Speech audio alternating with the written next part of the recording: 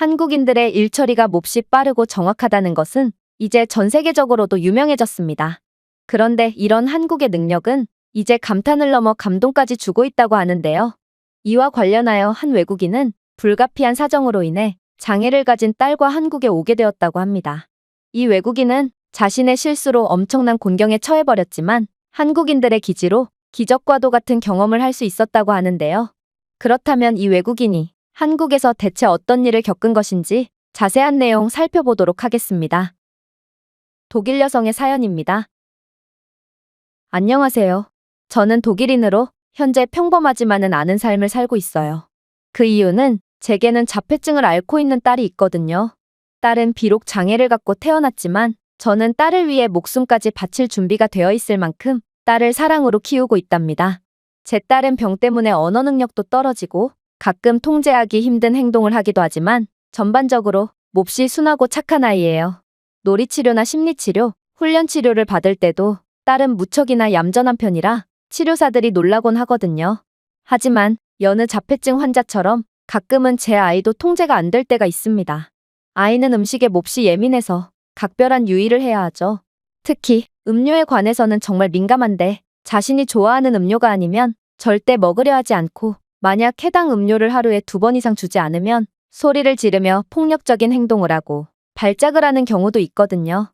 그럴 때마다 저는 아이에게 몹쓸 병을 물려준 것 같아 가슴이 먹먹하고 마음이 아프지만 제가 힘들어할 때마다 남편은 늘 저를 위로해줬어요. 그는 딸은 놀이치료나 심리치료를 하면서 점점 나아지는 중이니 점점 음료를 덜 찾게 될 거라며 희망을 북돋아주거든요. 사실 저희 부부에게 있어서 가장 큰 문제는 바로 아이를 돌봐주는 것에 관한 거예요. 자폐증 아이를 치료하기 위해서 한 달에만 정기적으로 나가는 비용이 상당하기 때문에 저희는 둘 다 일을 그만둘 수가 없거든요. 그리고 저와 남편 모두 회사에서 중책을 맡고 있고 따라서 정말 예기치 못한 순간이 자주 찾아오곤 한답니다. 이번에도 마찬가지였어요.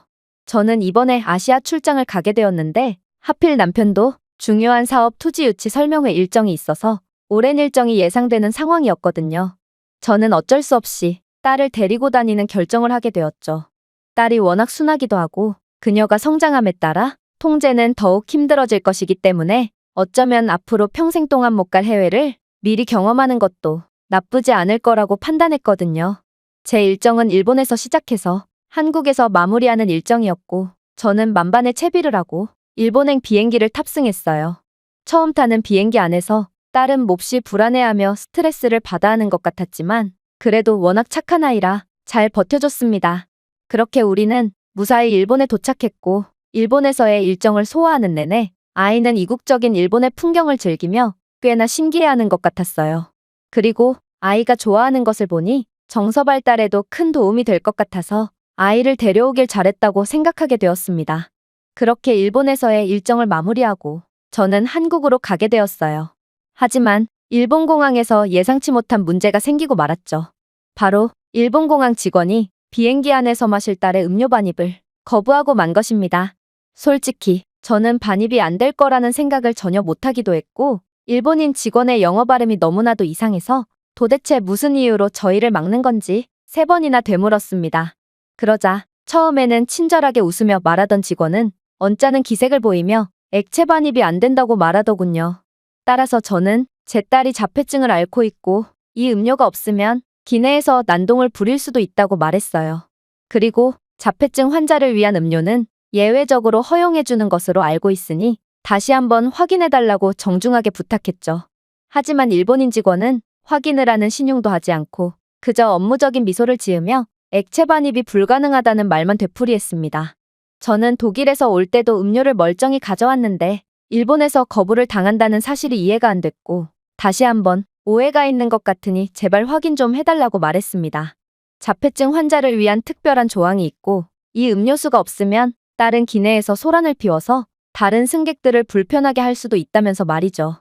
그러자 직원은 한숨을 쉬더니 제 아이의 음료를 다른 직원에게 건넸고 그 직원은 제 눈앞에서 음료를 폐기 처분해버리더군요. 그리고 자꾸만 우기면 탑승이 거부될 수 있다며 저를 협박했습니다. 저는 정말 어이가 없었고 화가 머리끝까지 났지만 여기서 화를 내봐야 아이에게 좋을 게 하나도 없다는 사실을 잘 알고 있었습니다. 그리고 어차피 한국과 일본의 거리는 굉장히 가깝기 때문에 음료수가 딱히 필요하지 않을 수도 있다는 생각을 하게 됐죠. 그래서 가까스로 화를 참고 딸과 함께 비행기에 올랐습니다. 그리고 비행기는 곧 이륙했죠. 아이는 처음에는 비행기에 익숙해졌나 싶었더니 이륙과 동시에 독일에서 일본으로 왔을 때처럼 굉장히 불안해하기 시작했어요. 그때는 음료수를 주며 잘 달랠 수 있었는데 지금은 음료도 없는 상황이었기에 정말 난감하더라고요. 그렇게 스트레스를 받아 하던 아이는 이내 고함을 지르며 울기 시작했어요. 그리고 목이 마르다며 연신대를 쓰더군요. 처음에는 그러려니 했던 승객들도 시간이 지남에 따라 제게 눈치를 주며 언짢아 하기 시작했고 저는 정말 비행기에서 지옥 같은 시간을 보내야만 했습니다.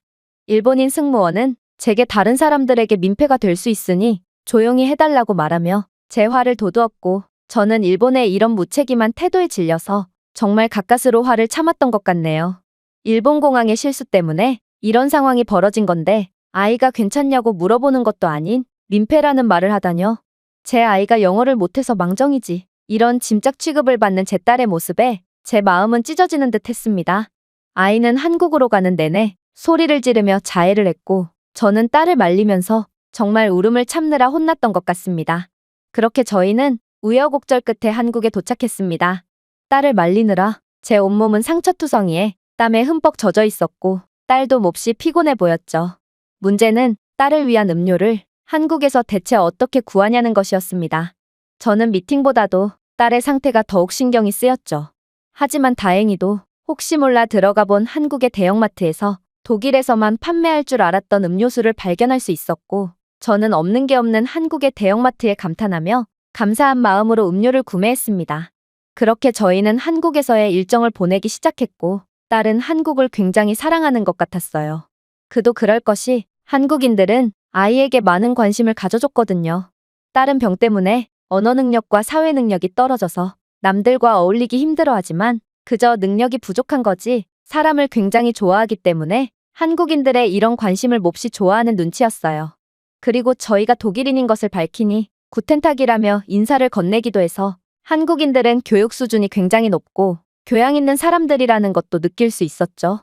무뚝뚝한 독일인들과 생활하다가 이렇게 친근하고 착한 한국인들과 지내게 되니 뭔가 색다른 느낌도 들고 딸이 사람들과 어울리며 진심으로 행복해하는 모습도 오랜만에 봐서 저는 눈물이 날 정도로 기뻤습니다. 하지만 저는 아이의 치료비를 위해 쉼없이 일해야만 했고 이제는 돌아갈 때가 됐죠. 그렇게 아쉬움을 뒤로한 채 저희는 독일로 가는 비행기로 향했습니다. 그리고 공항에 다다를수록 저는 엄청나게 초조해지기 시작했어요. 왜냐하면 한국에서도 아이의 음료를 거부한다면 문제가 정말 심각해질 것이기 때문이에요. 일전의 비행은 일본에서 한국으로의 단거리 비행이었지만 이번 비행은 한국에서 독일로 가는 장거리 비행이기 때문에 저는 딸의 발작을 감당할 수 없을 거라는 생각이 들었습니다. 한국과 일본은 서로 인접한 국가이기 때문에 제도와 문화도 비슷할 거라 생각해서 저는 더욱 긴장할 수밖에 없었죠. 그렇게 저희는 한국 공항에 도착했고 정말 절망스럽게도 이번에도 음료를 반입 거부당하고야 말았습니다.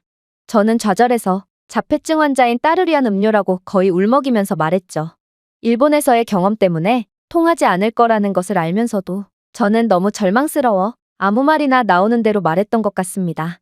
그러자 한국인 직원은 저보고 규정을 오해한 것 같다며 자폐증 환자를 위한 음료수는 반입이 가능하긴 하나 용량이 제한되어 있다고 대답했습니다. 그리고 그 말을 들은 저는 제가 겪은 모든 일이 이해가 가기 시작했어요. 저는 딸과 함께 가는 출장은 처음이라 이것저것 짐을 싸야만 했고 짐이 너무 무거워서 음료수도 최소한으로 들고 갔습니다. 일본에서 일하는 제 독일인 동료들은 제 사정을 워낙 잘 알고 동료들도 딸이 좋아하는 음료를 즐겨 마시기 때문에 그들에게 음료수 몇 개를 준비해달라고 부탁할 수 있었거든요. 저는 한국 출장은 자주 가보지 않았기 때문에 불안해서 일본에서 여유분의 음료수를 너무 많이 챙겼고 그 때문에 저희는 일본 공항에서 붙잡힌 모양이었죠. 물론 이건 제 잘못이 맞습니다. 하지만 장애가 있는 딸을 위해 음료수 몇 개만 남겨두고 폐기 처분하면 될 것을 제 눈앞에서 전부 다 폐기 처분하다니 이건 정말 융통성도 없고 불친절한 대응이라고 생각했습니다.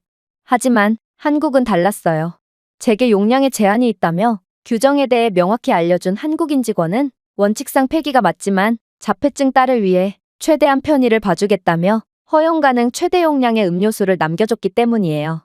그러고는 장애가 있는 딸이 상태도 세심하게 체크해주더니 불편한 점이 있으면 얼마든지 말해달라는 친절한 말까지 해주었죠. 한국인 직원의 응대는 긴장했던 제게 너무나도 큰 위로가 되어주었고 저는 악몽 같았던 일본에서의 경험이 떠올라 눈시울까지 붉혔습니다. 한국의 융통성 있는 일처리가 아니었다면 한국에서 독일까지 가는 장거리 비행에서 스트레스를 받은 딸이 사고를 냈을 것이 분명합니다. 하지만 한국 덕분에 저희는 안전하게 독일에 도착할 수 있었죠. 남편은 고생했다며 저와 딸을 꼭 안아주었고 저는 한국에서의 환대가 떠올라서 저도 모르게 눈물을 흘릴 수밖에 없었습니다. 그리고 치료를 꾸준히 받고 딸의 상태가 조금 더 호전되면 그때는 무리해서라도 꼭 한국으로 가족여행을 떠나기로 약속했어요. 한국은 아름다운 나라며 작은 것들로 큰 변화를 만들어낼 수 있는 환상적인 나라거든요. 이 외국인의 글은 여기까지입니다. 직원의 사소한 융통성의 차이로 천국과 지옥을 오갔던 독일 여성의 사연이었는데요. 장애를 가진 딸과 함께 한국에서 좋은 기억만 가지고 출국했다니 한국인으로서 정말 뿌듯하고 자랑스러워지는 것 같습니다. 우리의 나무리하는 배려의 문화가 앞으로도 계속 이어졌으면 좋겠습니다. 제가 준비해온 내용은 여기까지입니다. 끝까지 시청해주셔서 진심으로 감사드리며 여러분들의 구독과 좋아요, 알림 설정은 영상 제작에 큰 힘이 됩니다. 이상 세모튜브였습니다.